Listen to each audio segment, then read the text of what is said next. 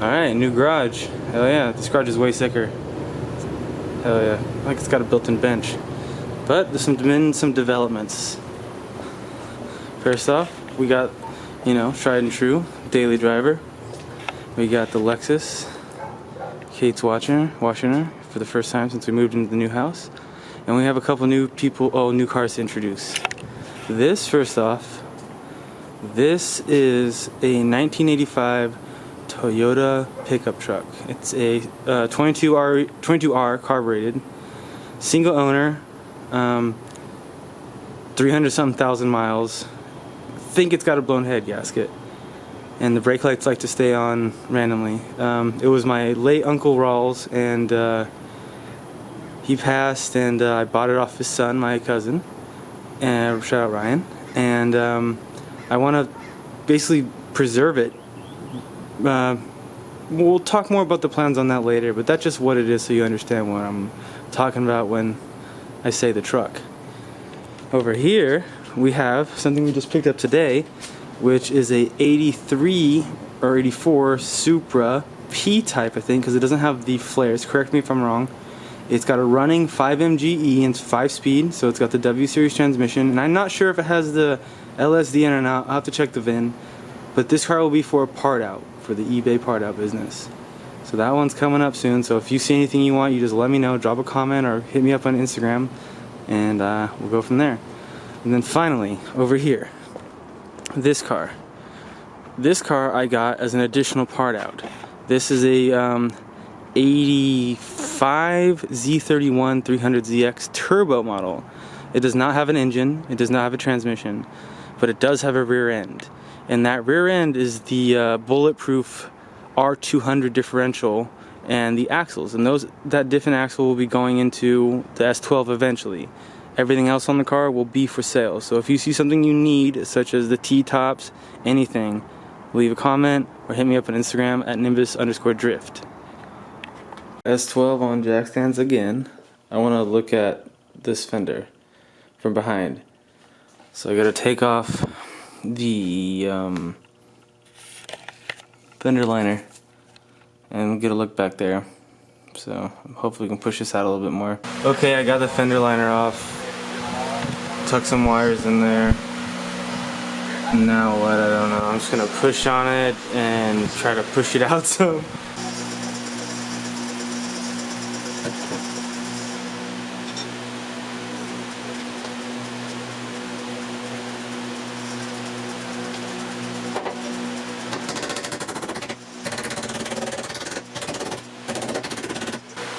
Good idea.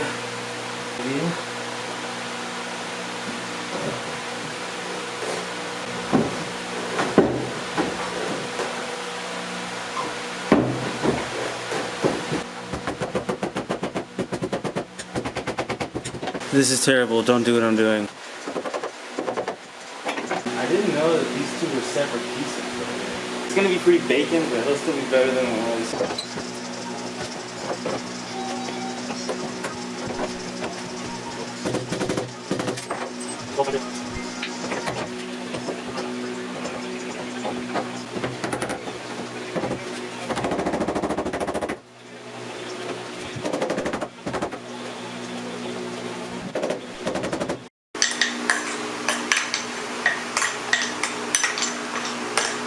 Alright, we've done metal work. I didn't use Bondo this time. I did here for a little bit. I had it here for a little bit. I pulled on it like this, and like this, and it worked. And then I got something and stuck it this way, like this. Put it behind there and hit it, and it worked. And then I even got the torch, heated it up a bit, and then hit some more. And it's coming together. It's gonna be wavy bacon, but with a little skim coat of Bondo, it's gonna look presentable. And I didn't have to take the fender off, and everyone's gonna be like, take the fender off. I'm not taking the fender off. I'll take the fender off when I get a new fender. Part Supra. I'm gonna use this. Sorry, little Supra. It's already broken. This one's good though. I'm gonna do a thing.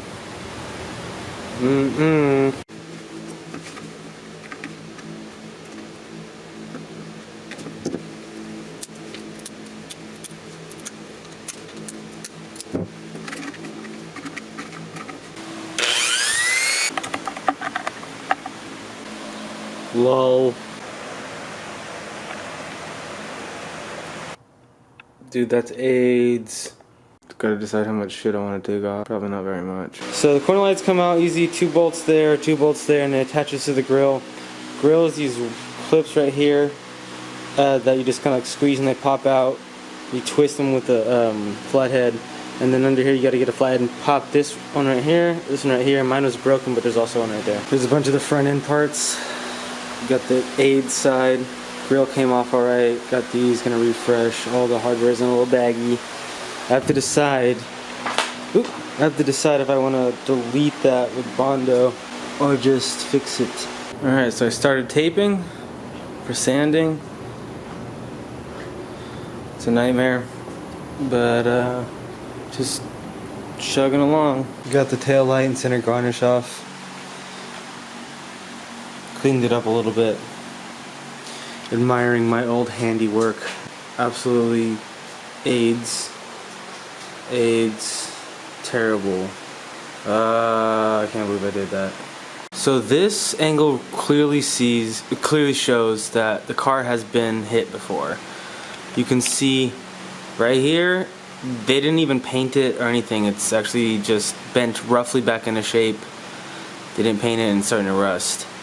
You can see some of the other car parts of the rear end have some wrinkles and dimples and signs of damage. So yeah, this car is a salvage title. Otherwise I may have tried to restore it and make it like super nice, but yeah, you can't, like, the whole rear end is tweaked a little bit.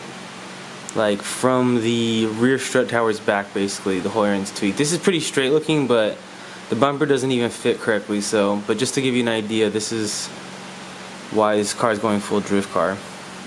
S12 is all taped up finally. That took a while, but you saw how I did it very carefully. Taped it up. I'm not gonna worry about this because the trunk looks like shit and there's no interior, so whatever.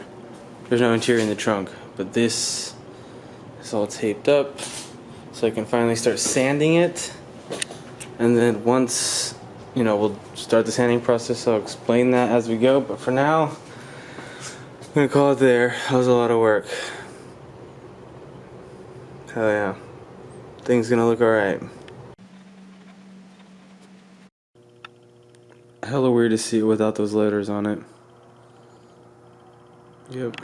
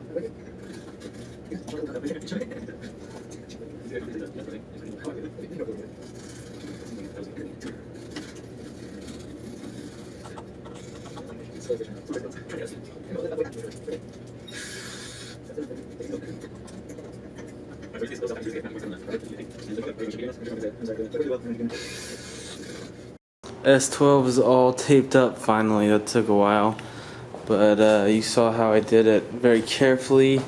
Taped it up. I'm not gonna worry about this because the trunk looks like shit and there's no interior, so whatever. There's no interior in the trunk, but this is all taped up, so I can finally start sanding it. And then once, you know, we'll start the sanding process. I'll explain that as we go, but for now, I'm gonna call it there. That was a lot of work. Hell yeah. Things gonna look alright.